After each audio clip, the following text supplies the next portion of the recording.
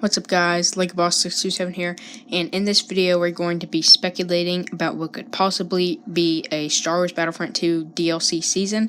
Now this DLC season would focus on Mandalore. Mandalore is a very popular subject in the Star Wars The Clone Wars TV show, and it continues to be a popular subject in Disney's Star Wars Rebels.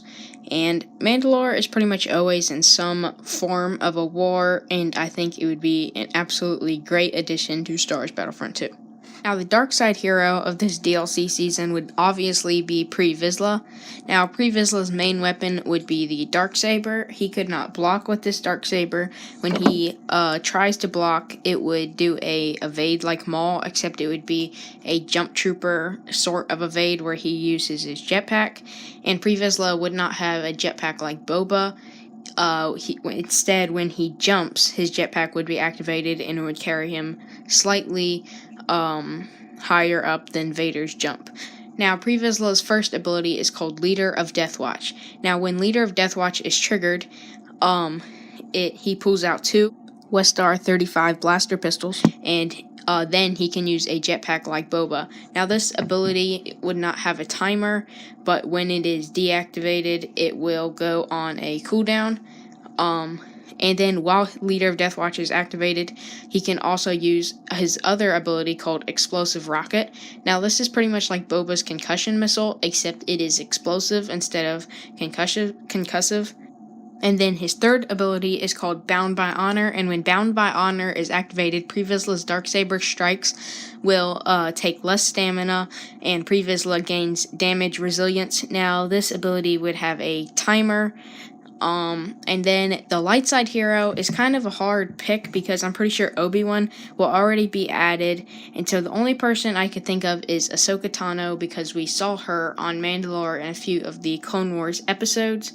Now, of course, I could do Sabine, but I think this should focus on the Clone Wars, and I don't think Satine, the Duchess Satine, will make a good hero. Now, Ahsoka's abilities, her first one is called Jedi in Training.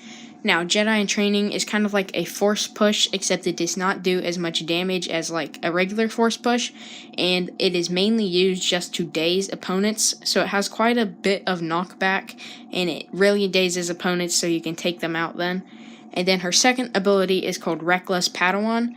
Now, when Reckless Padawan is activated, Ahsoka gets increased agility, her lightsaber strikes are faster, and they reduce less stamina. I think this is a great ability for Ahsoka because she is a very fast character. And then her third ability is called Jedi Senses. Now, this one is pretty much just like Rey's Insight, except it has a little bit of a bigger radius without a star card.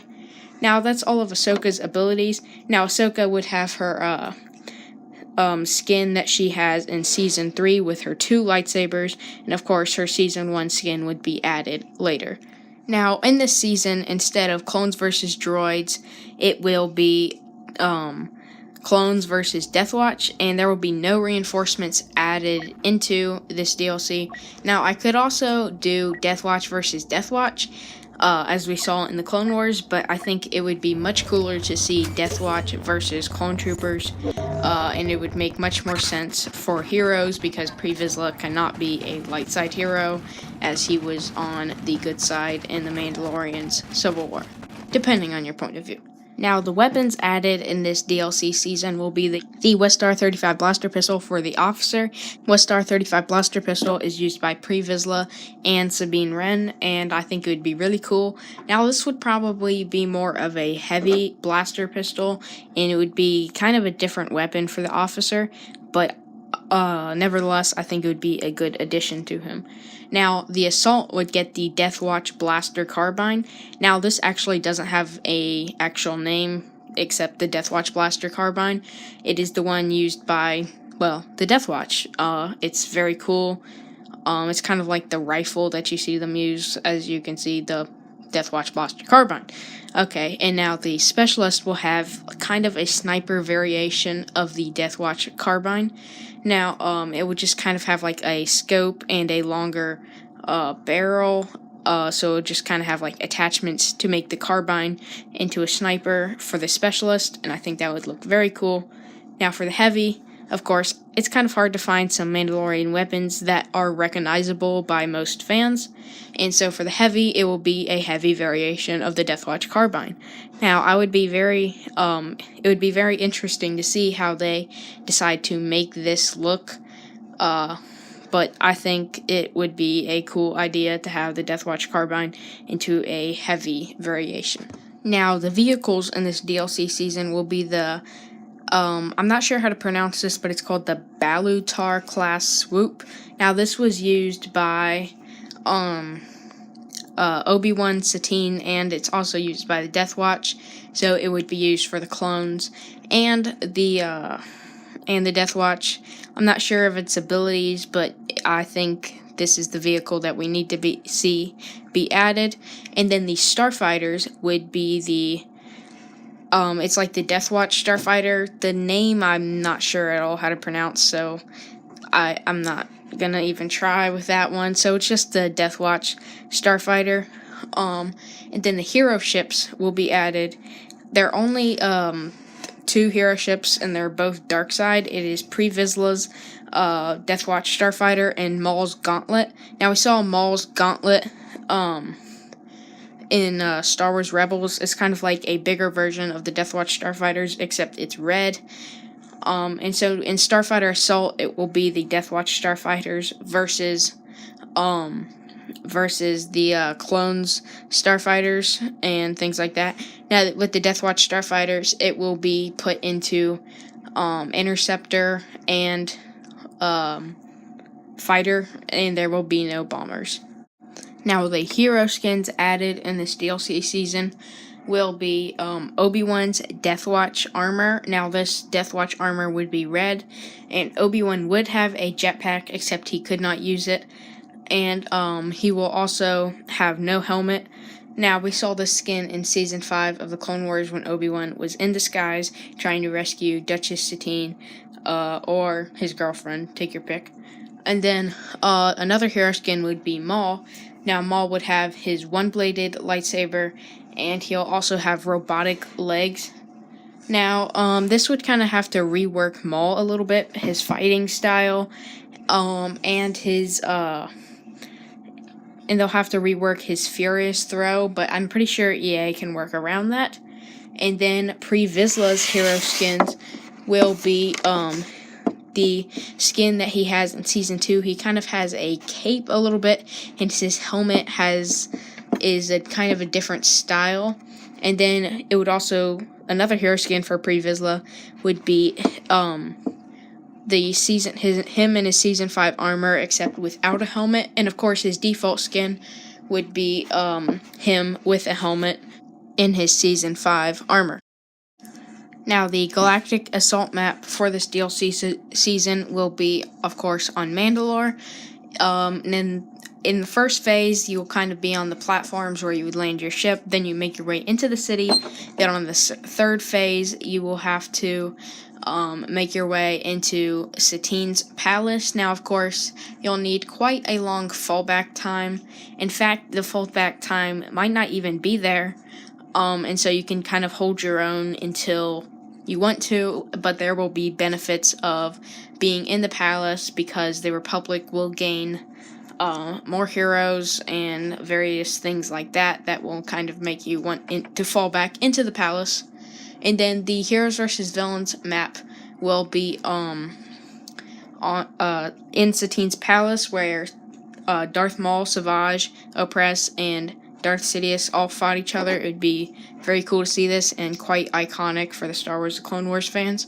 Now, the Starfighter Assault map would be in the Mandalorian skies, where the Deathwatch Starfighters would take on the Republic fighters. Now, on the first phase of the Galactic Assault map, the first phase will take place on kind of like the platforms where you would land your ship on Mandalore. And so the clones have to attempt to override the door leading into the city so they can advance all of their troopers into the city to eventually take over the palace. So the clones will have to actively override, kind of like overriding the security systems on Theed. Now, once the doors are overridden, the clones will attack the city plaza and attempt to take it over. And so the clones and the Death Watch will be in a intense firefight in the plaza, and the Death Watch can then buy the speeders. Except they will be free, like the ski speeders on Crate, but then the Republic can also get them, but for the Republic they will cost battle points. Now, so there will be a battle with the speeders in kind of like in the air, not quite the air, but you know what I mean. And then there will also be an intense firefight in the plaza. And then if the clones take over the plaza, they will then head into the Duchess's palace, where they will fight in the final phase against the Death Watch to take over the throne room. Now this will be a very intense battle, much like the plaza, and the clones will have to get in the area to take this over. Now this is kind of very similar to the Theed Galactic Assault, except the map is much more different, and it will be much more interesting and complicated and intense. Now, in the Starfighter Assault Mandalore map, the Republic cruiser will be in the skies of Mandalore, and the Death Watch and the Republic will be battling around the cruiser, and the Republic is attempting to get down to the planet, and so they are sending multiple gunships at a time, and the Death Watch has to destroy the gunships before they reach the planet. And then after that, they will go on to destroy the Republic cruiser, starting with they will start with the bridge, and then they will also then go down and destroy all of the turrets, and then they will destroy the engines, and then after that, the cruiser will just receive overall damage, and you can just shoot the cruiser until it goes down. Now, this will kind of be like destroying the cruiser on Camino, except it will be much different because it will take quite a bit longer, and it is kind of the main objective because the Death Watch have to get the cruiser out of the skies before the cruiser can take over their planet in a Republic occupation. Now, this pretty much sums up the entire video. I might make more videos regarding this speculation. Please tell me if you guys would like to see more videos regarding the Death Watch DLC, or tell me if you would like me to do more DLC speculations and on what type of DLC, or tell me if you absolutely hate these type of videos. I suck at these and you never want me to do them again. But thank you for watching this video. Please leave a like and subscribe. Like a Bosk, out.